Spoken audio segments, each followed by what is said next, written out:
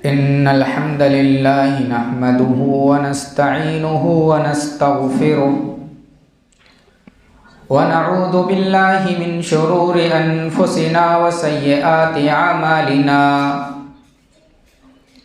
من يهده الله فلا مضل له ومن يضلل فلا هادي له وأشهد أن لا إله إلا الله وحده لا شريك له وأشهد أن محمدا عبده ورسوله يا أيها الذين آمنوا اتقوا الله حق تقاته ولا تموتن إلا وأنتم مسلمون يا أيها الناس اتقوا ربكم الذي خلقكم من نفس واحدة وخلق منها زوجها وبث منهما رجالا كثيرا ونساء واتقوا الله الذي تساءلون به والأرحام إن الله كان عليكم رقيبا يا أيها الذين آمنوا اتقوا الله وقولوا قولا سديدا يصلح لكم أعمالكم ويغفر لكم ذنوبكم ومن يطع الله ورسوله فقد فاز فوزا عظيما أما بعد فإن خير الحديث كتاب الله وخير الهدي هدي محمد صلى الله عليه وسلم وشر الأمور محدثاتها وكل محدثة بدعة وكل بدعة ضلالة وكل ضلالة في النار بسم الله الرحمن الرحيم عن أبي هريرة رضي الله تعالى عنه قال قال رسول الله صلى الله عليه وسلم من يأخذ عني هذه الكلمات فيعمل بهن أو يعلم من يعمل بهن قال أبو هريرة رضي الله تعالى عنه قلت أنا يا رسول الله فأخذ بيدي فعد خمسا قال اتق المحارم تكن أعبد الناس وارض بما قسم الله تكن أغنى الناس وأحسن إلى جارك تكن مؤمنا وأحب للناس ما تحب لنفسك تكن مسلما ولا تكثر الضحك فإن كثرة الضحك تميت القلب رواه الترمذي وقال الألباني رحمة الله عليه هذا حديث صحيح. محترم حاضرین جمعہ، اسلامی بھائیوں، بزرگوں، نوجوان ساتھیوں، خطبہ مسنونہ کے بعد میں نے نبی کریم جناب محمد الرسول اللہ صلی اللہ علیہ وسلم کی ایک حدیث پڑھی ہے جس میں آپ صلی اللہ علیہ وسلم نے اپنے پیارے صحابہ کو اور رہتی دنیا والوں کے لیے بڑی پیاری اور اہم نصیحتیں فرمائی ہیں. ویسے تو نبی کریم صلی اللہ علیہ وسلم کے تمام اقوال و فرامین جن پر عمل کرنا، جن کا ماننا ایک مسلمان کے لیے لازم اور ضروری ہے، وہیں جب نبی کریم صلی اللہ علیہ وسلم خاص موقع پر اور خاص طریقے سے کوئی بات بیان کریں تو اس پر ہماری توجہ اور زیادہ ہونی چاہیے. آئیے سب سے پہلے ہم نبی کریم صلی اللہ علیہ وسلم کی اس حدیث کا ترجمہ دیکھتے ہیں. راوی حدیث سیدنا ابو ہریرہ رضی اللہ تعالی عنہ ہیں. کہتے ہیں کہ نبی کریم صلی اللہ علیہ وسلم مجلس میں بیٹھے ہوئے ہیں، صحابہ کے ساتھ مجلس لگی ہوئی ہے. اسی درمیان اللہ کے نبی صلی اللہ علیہ وسلم نے فرمایا من یأخذ عنی هذه الکلمات، میں چند کلمات سکھلانے والا ہوں، کون ہے جو مجھ سے ان چند کلمات کو لے لے؟ کون ہے جو مجھ سے ان چند کلمات کو سیکھے؟ تمام صحابہ اکرام خاموش۔ حضرت ابو ہریرہ رضی اللہ تعالیٰ عنہ کہتے ہیں انا یا رسول اللہ، میں ان کلمات کو لینے والا ہوں اور میں ان کلمات کو لے کر کے دوسروں تک پہنچاؤں گا، کیونکہ اللہ کے نبی صلی اللہ علیہ وسلم نے فرمایا تھا فَيَعْمَلُ بِهِنْ أَوْ يُعَلِّمُ مَنْ يَعْمَلُ بِهِنْ، ان کلمات کو لے کر کے اس پر عمل کرے اور دوسروں کو سکھلائے تاکہ دوسرے بھی اس پر عمل کریں۔ سوال یہ پیدا ہوتا ہے کہ کیا صرف دین کی تعلیم سیکھ لینا، قرآن و حدیث کی معلومات حاصل کر لینا یہ ہمارے لیے کافی ہے؟ نہیں میرے بھائیوں، پہلے سیکھنے کے بعد اس پر عمل کرنا اور عمل کرنے کے بعد دوسروں کو سکھلانا ضروری ہے۔ اگر صرف سیکھ کر کے قرآن و حدیث کی معلومات حاصل کر کے ہم بیٹھ جائیں، اس پر عمل نہ کریں، کل قیامت کے دن اس کے بارے میں سوال ہوگا۔ اللہ کے نبی جناب محمد الرسول اللہ صلی اللہ علیہ وسلم نے فرمایا لا تزول قدم ابن آدم حتى يسأل عن خمس وفيه وعن ماذا عمل فيما علم۔ اللہ کے نبی نے فرمایا 5 چیزیں ہیں، 5 سوالات ہیں جن کا قیامت کے دن جواب دینا ہر انسان کے لیے ضروری ہے۔ انہی میں سے ایک سوال یہ ہوگا تم نے جو دین کی تعلیم سیکھی تھی اس پر عمل کتنا کیا، کہاں تک عمل کیا، یا صرف سیکھ کر کے بیٹھے رہے؟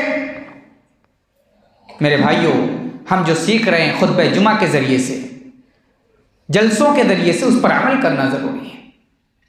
اچھا، اس حدیث کے میں ایک سوال اور پیدا ہوتا ہے کہ اللہ کے نبی صلی اللہ علیہ وسلم نے صحابہ کی مجلس میں سوال کیا، تمام صحابہ خاموش، کیا وجہ تھی؟ تمام صحابہ نبی سے محبت کرتے تھے، اپنی جان سے زیادہ محبت کرتے تھے، لیکن خاموش کیوں ہیں؟ کیوں سیدنا ابو ہریرہ رضی اللہ تعالیٰ عنہ ہی اکیلے کھڑے ہوئے؟ وجہ کیا تھی؟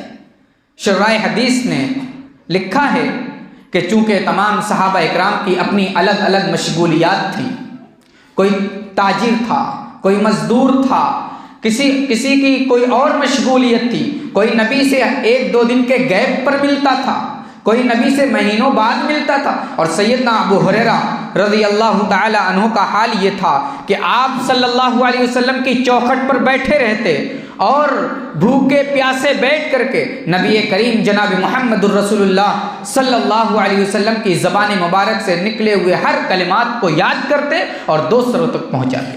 اسی لیے صحابہ اکرام خاموش تھے کہ اگر ہم اس ذمہ داری کو لے لیتے ہیں تو ہم سے اگر یہ ذمہ داری ادا نہیں ہوئی تو اللہ تعالیٰ کے یہاں پوچھ ہوگی۔ اسی لیے سیدنا ابو ہریرہ نے اس ذمہ داری کو لیا اور اس کے ساتھ ساتھ اس ذمہ داری کو پہنچانے کا جیسا حق تھا ویسے ادا کر دیا۔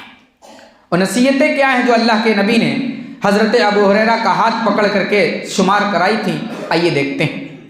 پہلی نصیحت، اللہ کے نبی صلی اللہ علیہ وسلم نے فرمایا اتق المحارم تکن عابد الناس۔ عبادت گزار بننا چاہتے ہو؟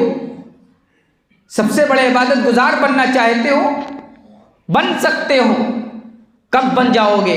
جب تم اللہ رب العزت والجلال کی حرام کردہ چیزوں سے اپنے آپ کو بچاؤ گے۔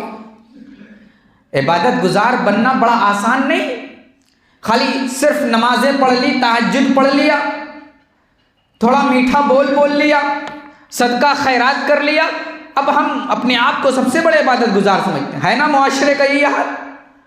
پنجگانہ نماز پڑھ لیا، تھوڑا شوٹ بوٹ سے رہتے ہیں، سفید کرتا سفید لنگی پہن لیا، ٹوپی لگا لی، داڑھی رکھ لی، سب سے بڑے عبادت گزار۔ میرے بھائیوں، اللہ کے نبی نے یہ نہیں کہا کہ تم نمازیں پڑھ لو، صدقہ خیرات کر لو، داڑھی رکھ لو، یہ سب سے بڑے عبادت گزار ہو جاؤ گے۔ آج کتنے ایسے لوگ ہیں جن کا ظاہر ایسا لگتا ہے کہ بڑے عبادت گزار ہیں، لیکن ان کے باطن کا حال تو بڑا برا ہے، بڑا گھناؤنا ہے۔ ایسے جرائم اور کرائم انجام دیتے ہیں جن کا ظاہری دنیا پر کوئی اثر نہیں دکھتا ہے۔ میرے بھائیوں، اللہ کے نبی نے فرمایا اتق المحارم تکن عابد الناس۔ اللہ نے جن چیزوں کو حرام کیا ہے ان حرام کردہ چیزوں سے اپنے آپ کو بچا لو، سب سے بڑے متقی اور پرہیزگار اور عبادت گزار بن جاؤ گے۔ میرے بھائیوں، یہ نصیحت نبی علیہ الصلوۃ والسلام کی جو ہے اس پر ہم سب کو غور کرنے کی ضرورت ہے۔ کیا کوئی ایسا کام تو نہیں کر رہے کہ جس سے ہمارے تقوی پر اثر پڑ رہا ہے؟ کوئی ایسا کام تو نہیں کر رہے جس سے ہماری نمازیں متاثر ہو رہی ہیں اور اسی تقوی کے دھن میں کل قیامت کے دن جب جائیں گے تو ہماری ساری نیکیاں برباد ہوتے ہوئے نظر آئیں گی؟ آئیے اسی سلسلے کی ایک حدیث آپ کے سامنے پیش کرتے ہیں۔ سنن ابن ماجہ کی صحیح روایت ہے، نبی علیہ الصلوۃ والسلام کے پیارے ساتھی حضرت ثوبان رضی اللہ تعالیٰ عنہ اس حدیث کے راوی ہیں۔ کہتے ہیں اللہ کے نبی صلی اللہ علیہ وسلم نے فرمایا، قیامت کے دن کچھ لوگ ایسے آئیں گے جن کی نیکیاں بِأَعْمَالِ جِبَالِ تَحَامَةَ بَيْضَاء، ایک سفید بڑے پہاڑ کے مانند ہوں گی۔ اللہ اکبر! کتنی نیکیاں ہوں گی، نیکیوں کا کوئی شمار ہی نہیں، کتنی نیکیاں ہوں گی، نیکیوں کا انبار ہوگا۔ بِأَعْمَالِ جِبَالِ تَحَامَةَ بَيْضَاء، لیکن کیا ہوگا؟ فَيَجْعَلُهَا اللَّهُ هَبَاءً مَنْثُورًا، اس ڈھیر ساری نیکیوں کو اللہ تعالی ذرات میں بکھیر دے گا، گرد و غبار کی شکل میں ہو جائیں گی، اس کی کوئی حیثیت نہیں ہوگی۔ حضرت ثوبان رضی اللہ تعالیٰ عنہ ڈر جاتے ہیں، کہتے ہیں اے اللہ کے نبی، اتنی ساری نیکیاں لے جانے والا جس کی بخشش نہیں ہو رہی ہے، جس کی نیکیاں برباد ہو رہی ہیں، جن کی نیکیوں کو اللہ تعالیٰ ذرات میں بکھیر دے گا، کیا وجہ ہے؟ کیوں ایسا ہوگا اے اللہ کے نبی؟ کیوں اس طرح کا معاملہ کیا جائے گا اے اللہ کے نبی؟ اللہ کے نبی کہتے ہیں، اللہ کے نبی صلی اللہ علیہ وسلم سے حضرت ثوبان کہتے ہیں اے اللہ کے نبی ذرا ان کی علامتیں بتا دیں، ان کی نشانیاں بتا دیں، کیسے لوگ ہوں گے تاکہ ہم اس طرح کے لوگوں سے اپنے آپ کو بچا سکیں اور قیامت کے دن ہماری نیکیاں برباد نہ ہوں۔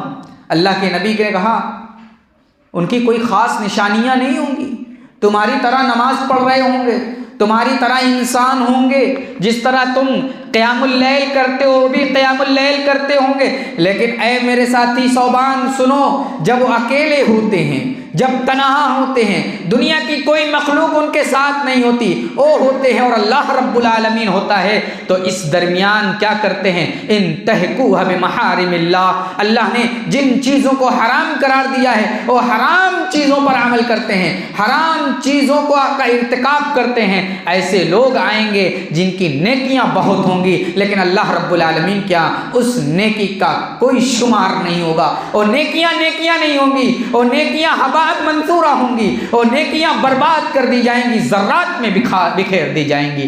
آج ہم اور آپ اپنے اوپر غور کریں، کیا ایسا تو نہیں کہ ہم ظاہری طور پر بڑا نیک عمل کر رہے ہیں، اپنے آپ کو متقی اور پرہیزگار سمجھتے ہیں، لیکن جب باطن میں ہوتے ہیں، جب خلوت میں ہوتے ہیں، جب تنہائی میں ہوتے ہیں تو کیا کرتے ہیں، ہمیں محاسبہ کرنے کی ضرورت ہے، اپنا امتحان لینے کی ضرورت ہے۔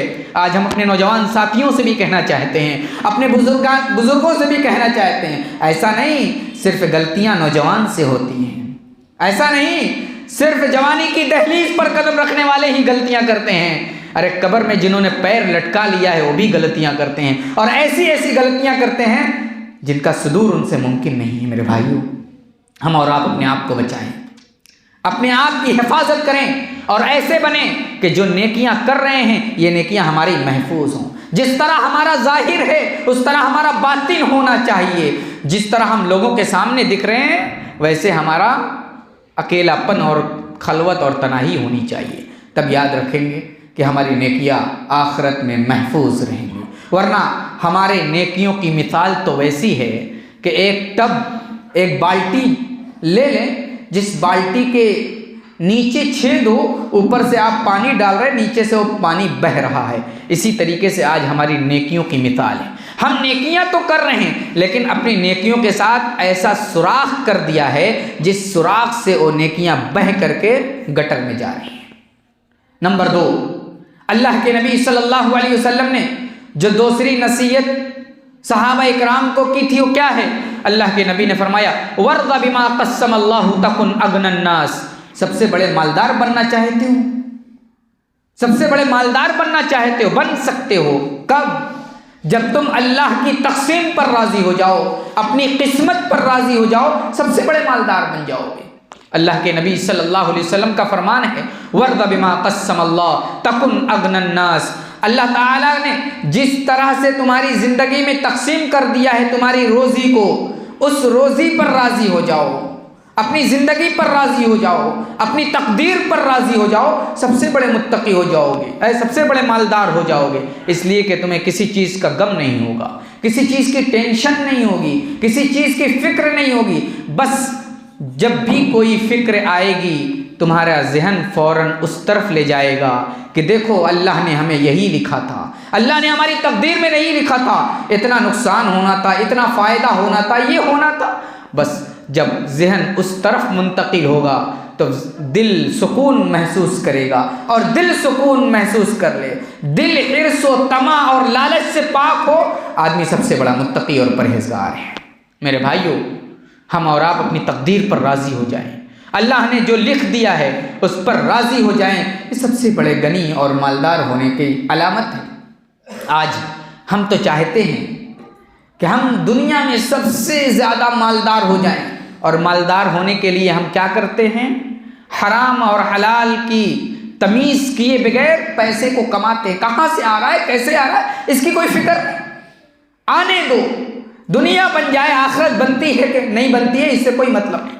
دنیا کے اندر ہمارا نام ہو، دنیا کے اندر لوگ ہمارا نام لیتے رہیں، یہ سب سے بڑا مالدار ہے، یہ بہت بڑا مالدار ہو۔ اسلام نے آپ کو روزی کمانے، آپ کو مالدار ہونے سے منع نہیں کیا ہے، لیکن مالدار ہوئیے جائز طریقے سے ہوئیے۔ جو اللہ رب العزت والجلال نے تمہارے لیے جائز طریقے کاروبار رکھا ہے، جائز معیشت رکھی ہے، اس طرح کے کاروبار کو اپنا کر کے آپ مالدار ہوئیے، کوئی حرج کی بات نہیں۔ صحابہ اکرام رضوان اللہ تعالی علیہم اجمعین جو بڑے مالدار تھے، بعض صحابہ بڑے مالدار تھے، حضرت عبدالرحمن ابن عوف، حضرت عثمان غنی، حضرت عمر فاروق، حضرت ابوبکر صدیق رضی اللہ تعالی عنہم اجمعین مالدار تھے، لیکن مالداری حاصل کرنے کے لیے انہوں نے جائز اور ناجائز کی تمیز نہیں بھلائی، بلکہ جائز اور ناجائز کی تمیز کو مد نظر رکھتے ہوئے جائز طریقے کاروبار کو اختیار کر کے مالدار ہوئے تھے، اور اللہ نے انہیں مال دیا تھا۔ میرے بھائیوں، ہم اور آپ اپنی قسمت پر راضی ہو کر کے تگ و دو کریں، کوشش کریں اور جائز طریقہ اختیار کریں، اللہ تعالیٰ برکت دے گا۔ اب یہاں ایک سوال ہوتا ہے، جب اللہ نے تمہاری اور ہماری تقدیر میں لکھ ہی دیا ہے جو ملنے والا ہے وہ مل کر کے رہے گا، تو پھر ہاتھ پیر کیوں ماریں، بیٹھے رہیں گھر کے اندر؟ اللہ تعالیٰ نے لکھا ہے تو آ کر کے رہے گا۔ میرے بھائیوں، اس کا حکم اللہ نے نہیں دیا ہے کہ تمہاری تقدیر میں جو اللہ نے لکھ دیا ہے تمہارے بیٹھے بیٹھے مل جائے گا۔ ہاتھ پیر چلانا پڑے گا، محنت کرنی پڑے گی، تگ و دو کرنا پڑے گا، دماغ لگانے پڑیں گے، تدبیر کرنی پڑے گی، تب اللہ رب العزت والجلال آپ کی تدبیر پر آپ کو عطا فرمائے گا۔ ورنہ اگر اللہ تعالیٰ بن بیٹھے بغیر حرکت کیے ہوئے دیتا تو سب سے پہلے سیدہ مریم علیہ السلام کو دیتا۔ حضرت مریم جو حضرت عیسیٰ علیہ السلام کی ماں ہیں، جب عیسیٰ علیہ السلام کی پیدائش ہوئی تو عیسیٰ علیہ السلام کی پیدائش کے بعد اللہ تعالیٰ نے حضرت عیسیٰ کی ماں حضرت مریم سے کہا فَأَجَاءَ الْمَخَاضُ إِلَى جِذْعِ النَّخْلَةِ، جاؤ اس درخت کے پاس جاؤ، کھجور کے درخت کے پاس جا کر کے کھجور کے درخت کو ہلاؤ، جب تم ہلاؤ گی تو اوپر سے تازہ ترین کھجور گرے گی، اور پھر اسے تم کھا کر کے طاقت حاصل کرنا، روزی حاصل کرنا۔ اگر حضرت مریم علیہ السلام کو اگر اللہ تعالیٰ نے بغیر باپ کے بغیر شوہر کے حضرت عیسیٰ علیہ السلام عطا کیا تھا، جس طرح بغیر باپ کے عیسیٰ علیہ السلام کی پیدائش ہوئی تھی، اسی طرح بغیر حرکت کیے ہوئے حضرت مریم علیہ السلام کو کھانے پینے کی چیز اللہ مہیا کر سکتا تھا، دے سکتا تھا۔ مریم تم کمزور ہو، پیدائش کے بعد عورتیں کمزور ہو جاتی ہیں، مریم تم کمزور ہو، تمہارے لیے یہ کھانے کی چیزیں یہ چیزیں، لیکن اللہ نے کہا نہیں، اسباب اختیار کرو، اسباب اختیار کر کے تم اپنی روزی تلاش کرو اور کھانے کا انتظام کرو۔ تو معلوم ہوا ہمیں تقدیر میں جو لکھا ہے وہ مل کر کے رہے گا، لیکن اسباب اختیار کرنے پڑیں گے۔ نمبر 3 وَأَحْسِنْ إِلَىٰ جَارِكَ تَكُنْ مُؤْمِنًا، اللہ کے نبی نے ایک اور اہم نصیحت کی، وہ کیا ہے کہ اے لوگو اپنے پڑوسی کے ساتھ اچھا سلوک کرو، تم مومن کامل ہو جاؤ گے، ایمان مکمل ہو جائے گا، کامل ایمان والے ہو جاؤ گے، تم اپنے پڑوسیوں کے ساتھ اچھا سلوک کرو۔ اللہ کے نبی صلی اللہ علیہ وسلم کی یہ اہم نصیحت ہم یاد رکھیں اور دیکھیں ہمارا پڑوسی ہم سے کتنا خوش ہے، ہمارے پڑوسی ہم سے کتنا ناراض ہیں، ہم اپنے پڑوسی کے ساتھ کیسا سلوک کرتے ہیں، کیسا برتاؤ کرتے ہیں۔ آج پڑوسی سے اچھا سلوک کرنے کی بات تو دور کی، آج گھر میں رہنے والا ایک سگا بھائی دوسرے بھائی سے نہیں بنتی، دوسرے بھائی سے بول چال نہیں ہے، دوسرے بھائی سے کھانا جنگی چھڑی ہوئی ہے، جنگ چھڑی ہوئی ہے۔ آج تو ماحول یہ ہے کہ گھر میں رہنے والا ایک سگا بھائی سگے بھائی کے جانی دشمن ہے، آج پڑوسی کے ساتھ حسن سلوک کی تو دور کی بات ہے۔ لیکن یاد رکھیں میرے بھائیوں، معاشرے میں اچھے بننا چاہتے ہیں اور معاشرے کو ایک بہترین معاشرہ بنانا چاہتے ہیں تو آپ کو مل جل کر کے رہنا پڑے گا اور اپنے پڑوسیوں کو، اپنے رشتہ داروں کو، اپنے ملنے جلنے والوں کو، اپنے دوست و احباب کے ساتھ اچھا سلوک کرنا پڑے گا۔ اسی لیے اللہ کے نبی صلی اللہ علیہ وسلم نے پہلے یہ تاکیداً بیان کر دیا کہ اے لوگو اپنے پڑوسیوں کے ساتھ اچھا سلوک کرو، تم کامل مومن بن جاؤ گے۔ اللہ کے نبی جناب محمد الرسول اللہ صلی اللہ علیہ وسلم نے بہت ساری احادیث کے اندر پڑوسیوں کے ساتھ اس نے سلوک کرنے کی تاکید فرمائی ہے۔ اللہ کے نبی صلی اللہ علیہ وسلم نے حدیث کے اندر فرمایا واللہ لا یؤمن، واللہ لا یؤمن، واللہ لا یؤمن، قسم کھا کر کے اللہ کے نبی نے فرمایا، اللہ اور رسول جس چیز کی قسم کھا کر کے کوئی بات کہیں تو اس میں کتنا تاکیدی حکم ہوتا ہے، ویسے ہی بغیر قسم کے نبی اور اللہ کوئی بات کہیں تو اس پر عمل کرنا ضروری ہے، لیکن جب تاکید کے طور پر قسم کھائیں تو اس کی اہمیت دوبالا ہو جاتی ہے۔ اللہ کے نبی نے فرمایا اللہ کی قسم، اللہ کی قسم، اللہ کی قسم او مومن نہیں۔ صحابہ نے پوچھا اے اللہ کے نبی آپ قسم کھا کر کے کہہ رہے ہو مومن نہیں، او مومن نہیں، او مومن نہیں، اے اللہ کے نبی کون ہے جن کے بارے میں آپ ایسا بول رہے ہیں؟ اللہ کے نبی نے فرمایا من لا یأمن جارہ بوائقہ، وہ شخص کامل مومن نہیں، وہ شخص کامل ایمان والا نہیں جس کے شر سے، جس کے ایذا سے، جس کی تکلیف سے اس کا پڑوسی محفوظ نہیں رہتا، جس کے شر سے اس کا پڑوسی محفوظ نہیں رہتا، ہمیشہ تکلیف میں رہتا ہے، ہمیشہ اس کے پڑوسی اسے تکلیف دیتے ہیں۔ ایک اور حدیث اپنے سامنے رکھیں، اللہ کے نبی جناب محمد الرسول اللہ صلی اللہ علیہ وسلم نے فرمایا جبریل امین میرے پاس برابر آ کر کے پڑوسی کے بارے میں تاکید کرتے، پڑوسی کے ساتھ اس نے ایک سلوک کی تاکید کرتے، یہاں تک کہ میں گمان کرنے لگا کہ کہیں جبریل امین کوئی ایسا فرمان نہیں لے کر کے نہ چلے آئیں کہ آپ کی جائیداد میں پڑوسیوں کا بھی حق ہے۔ سوچیے اور غور کیجئے کتنا تاکیدی حکم ہے کہ اللہ کے نبی کو یہاں تک گمان ہونے لگا کہ کہیں لوگوں کی جائیداد میں پڑوسیوں کا حصہ نہ بننے لگے۔ جب ایسا ہو جاتا، اگر ہماری جائیداد میں پڑوسیوں کا حصہ بنتا تو خون خرابہ ہونے لگتا۔ آج تو بہن کا حصہ دینے میں آج نانی مرنے لگتی ہے، بہن کا حصہ ہم اور آپ نہیں دیتے، میں ہوں یا آپ ہوں، بنارسی رواج یہ ہے کہ بہن کا حصہ نہیں دیا جاتا، جب مکان بکے گا تب بہن کو اس میں حصہ دیا جائے گا۔ اللہ کے نبی جناب محمد الرسول اللہ صلی اللہ علیہ وسلم کی اور حدیث پڑھیے، آپ صلی اللہ علیہ وسلم نے فرمایا تمہارے گھر کے اندر سالن بن رہا ہے، اس سالن میں پانی زیادہ کر دو تاکہ اس کے ذریعے سے تم اپنے پڑوسی کو کھانا کھلا دو۔ یہ تاکیدی حکم ہے نبی علیہ السلام کا۔ اللہ کے نبی صلی اللہ علیہ وسلم اس کا بڑا خیال رکھتے تھے۔ اچھا، چوتھی نصیحت کیا ہے؟ اللہ کے نبی نے فرمایا وَأَحِبَّ لِلنَّاسِ مَا تُحِبُّ لِنَفْسِكَ تَكُنْ مُسْلِمًا، اے لوگو، اے میرے صحابہ، جو تم اپنے لیے پسند کرتے ہو وہی تم اپنے دوسروں کے لیے بھی پسند کرو، تم مسلمان بن جاؤ۔ جو اپنے لیے ہم پسند کرتے ہیں وہی ہم کسی اور کے لیے بھی دوسرے کے لیے پسند کریں۔ بڑی اہم نصیحت ہے اللہ کے نبی صلی اللہ علیہ وسلم کی، ہم اپنے لیے جو پسند کرتے ہیں وہ دوسروں کے لیے پسند کریں۔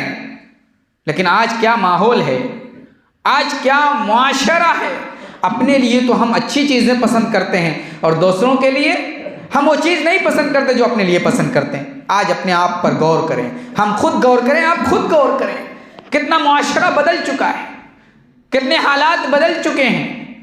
آج بہت حالات بدلے ہوئے ہیں۔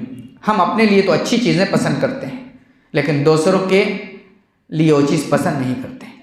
آج ہم اپنے لیے چاہتے ہیں کہ ہمارے کاروبار اچھے ہو جائیں، ہماری عمارتیں اور ہمارے گھر مکان اچھے ہو جائیں، لیکن جب دوسرے کا کاروبار بڑھتے ہوئے دیکھتے ہیں تو ہمیں حسد ہوتا ہے، ہمیں جلن ہوتا ہے، اور اس کے چکر میں پڑ جاتے ہیں کسی طریقے سے اس کے کاروبار کو فلاپ کیا جائے، کسی طریقے سے اس کے کاروبار مندی کا شکار ہو جائے، کسی کا مکان بننے لگتا ہے، ہمیں جلن ہوتی ہے، ہم پولیس تھانے میں ہم رپورٹ کر دیتے ہیں اور اس کے مکان کو تعمیر کرنے سے روکنے کی کوشش کرتے ہیں۔ اس طریقے سے، یہ تو مثال کے طور پر میں نے بیان کیا، اللہ کے نبی نے فرمایا احب للناس ما تحب لنفسک، جو اپنے لیے پسند کرتے ہو وہی دوسرے کے لیے پسند کرو، مسلمان بن جاؤ گے۔ اچھے مسلمان بننا ہے، بہترین مسلمان بننا ہے تو آپ اچھے مسلمان اس وقت بن سکتے ہو جب تم اپنے لیے جو پسند کرتے ہو وہی دوسرے کے لیے پسند کرو۔ میرے نبی جناب محمد الرسول اللہ صلی اللہ علیہ وسلم کے صحابہ نے اس کی مثال پیش کر دی ہے۔ اللہ کے نبی صلی اللہ علیہ وسلم کے ایک پیارے ساتھی سیدنا عبد الرحمن ابن عوف رضی اللہ تعالیٰ عنہ، جو مدینے کے سب سے مالدار انسان تھے، مکہ سے ہجرت کرنے والے سعد ابن ربیع رضی اللہ تعالیٰ عنہ جب مدینہ منورہ جاتے ہیں، ان کے پاس کوئی چیز نہیں۔ سعد ابن ربیع مدینہ کے سب سے مالدار انسان تھے، عبد الرحمن ابن عوف رضی اللہ تعالیٰ عنہ مکہ سے ہجرت کر کے مدینہ منورہ جاتے ہیں۔ اب کیا ہوتا ہے، حضرت عبد الرحمن کے پاس کچھ نہیں ہے، کھانے پینے کی چیزیں بھی نہیں۔ اللہ کے نبی ان دونوں کے درمیان مواخات کراتے ہیں، بھائی چارہ کراتے ہیں کہ آج سے تم دونوں بھائی بھائی رہو گے۔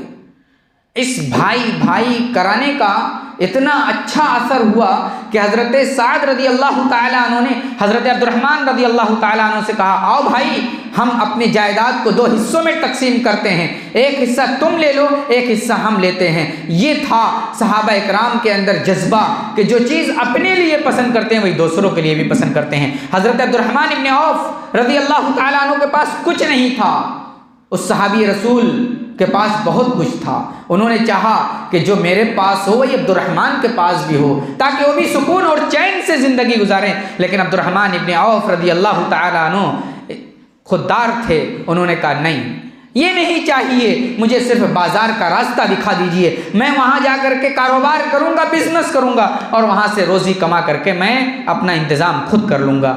یہ تھے میرے نبی جناب محمد الرسول اللہ کے صحابہ۔ اور 5ویں اور آخری نصیحت کیا ہے؟ وَلَا تُكْثِرُ الضِّحْكَ فَإِنَّ كَثْرَةَ الضِّحْكِ تُمِيتُ الْقَلْبَ، اور بہت زیادہ ہنسو نہیں، بہت زیادہ ہنسی مذاق کے عادی نہ بنو، کیونکہ بہت زیادہ ہنسی مذاق کرنے سے دل مردہ ہو جاتا ہے، دل مر جاتا ہے۔ یہ نبی علیہ الصلوۃ والسلام کا فرمان ہے اور صحابہ کو نصیحت اللہ کے نبی نے کی ہے۔ کیا مطلب ہے؟ بہت زیادہ ہنسو نہیں، ہنسنے سے دل مردہ ہو جاتا ہے۔ مطلب یہ کہ ہمیشہ ہنسی مذاق کے عادی بن جاؤ، اور ہنسی مذاق جب کرتے رہو گے تو دین کی باتیں اور اسلام نے جو ذمہ داری دی ہے ان ذمہ داری کو تم کھو بیٹھو گے۔ اور یاد رکھو انسان اسی وقت ہنسی مذاق کرتا ہے جب ساری ذمہ داریوں سے آزاد ہو جاتا ہے۔ جب آدمی ذمہ داریوں کے نیچے دبا ہوا ہوگا اس وقت اس کو ہنسی مذاق نہیں سوجے گا، اس لیے کہ ذمہ داری کا احساس ہے، ہمیشہ اسے فکر ہے کہ یہ ادا کرنا، یہ کرنا ہے۔ جب تک ذمہ داری کا احساس ہوگا ہنسی مذاق کا عادی آدمی نہیں ہو سکتا ہے۔ اور اسلام لانے کے بعد انسان ذمہ دار ہو جاتا ہے، اور اسلام لے آنے کے بعد ہنسی مذاق زیادہ نہیں ہونی چاہیے، کیونکہ اس کی زندگی اب ذمہ داریوں کے نیچے دبی ہوئی ہے۔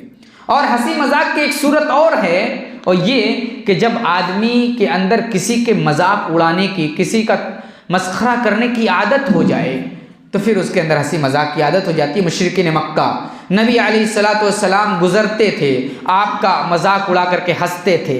جب مذاق اڑانے اور مسخرہ کرنے کی عادت انسان کے اندر پیدا ہو جائے گی تو ہنسی مذاق کا عادی ہو جائے گا۔ اور اللہ کے نبی صلی اللہ علیہ وسلم نے فرمایا کہ ہنسی مذاق سے انسان کا دل مردہ ہو جاتا ہے۔ نبی علیہ الصلوۃ والسلام نے ہنسنے سے منع نہیں کیا. ہنسنا تو ایک فطری چیز ہے. نبی علیہ الصلوۃ والسلام بھی ہنسی مذاق کیا کرتے تھے، آپ بھی ہنستے تھے، مسکراتے تھے، اور کبھی کبھی آپ اتنا تیز ہنستے کہ آپ کے دونوں نوکیلے دانت نظر آ جاتے، لیکن ہمیشہ کی عادت نہیں تھی. کبھی کبھار آپ اتنا ہنستے اور اکثر و بیشتر آپ مسکرا دیا کرتے تھے. یہ نبی علیہ الصلوۃ والسلام کی 5 اہم نصیحتیں ہیں. ان کا پکڑنا اور ان پر عمل کرنا ہمارے لیے لازم ہے. پہلی نصیحت کیا ہے کہ ہم حرام چیزوں سے اپنے آپ کو بچا لیں، سب سے بڑے عبادت گزار بن جائیں گے. ایک عبادت گزار عبادت کرتا ہے اور حرام چیزوں پر نظر نہیں رکھتا، اس کی عبادتوں کا کوئی اثر نہیں، وہ اپنے آپ میں سب سے بڑا عبادت گزار سمجھتا رہے، لیکن اللہ کے ہاں اس کی عبادت کی کوئی اہمیت نہیں ہے. اس لیے ان چیزوں پر ہم عمل کرنے کی کوشش کریں. میں اپنے نوجوان ساتھیوں سے بھی یہی گزارش کرتا ہوں کہ آپ بھی عبادت کی طرف آئیے، اللہ کی رضا کی طرف آئیے، اچھے کام کیجئے، اور اچھے کام کرنے کے بعد سے پہلے آپ اپنے برے کاموں پر بھی نظر ڈالیے اور اس سے توبہ کیجئے، اور اچھا کام کرنے کے ساتھ برے کام کی طرف کبھی بھی نہ جائیے، ورنہ یہ اچھا کام بھی آپ کو قیامت کے دن فائدہ نہیں دے گا. اللہ تعالی ہم سب کو نیک عمل کی توفیق عطا فرما. اللہ تعالی ہم سب کو ان 5 نصیحتوں پر عمل کرنے کی توفیق عطا فرما. اے اللہ نبی علیہ الصلوۃ والسلام کے جملہ اقوال و فرامین پر عمل کرنے والا بنا دے. اے اللہ ہم سب گنہگار ہیں، سیاہ کار ہیں، معصیت کار ہیں. اے اللہ ہم سب کی گناہوں کو معاف فرما دے. اے اللہ ہم سب کی گناہوں کو معاف فرما دے. اے اللہ ہم سب کی گناہوں کو معاف فرما دے. اے اللہ ہمارے درمیان اختلافات ہیں، اے اللہ ان اختلافات کو اتحاد میں تبدیل فرما دے. الہ العالمین آج ہم ہر طرح سے پریشان حال ہیں. اے اللہ ان پریشانیوں کو تو ختم کرنے والا ہے. اے اللہ ہماری پریشانیوں کو تو دور فرما دے. اے اللہ ہم میں جو بیمار ہیں انہیں شفائے کامل و عاجل عطا فرما. اے اللہ جو بدعقیدگی کے شکار ہیں، اے اللہ تو انہیں عقید توحید پر لے آ. اے اللہ جب تک زندہ رکھ، اسلام پر زندہ رکھ. جب خاتمہ ہو کلمہ توحید زبان پر ہو. اقول قولی ھذا واستغفر اللہ لی ولکم ولسائر المسلمین وما علینا الا البلاغ المبین.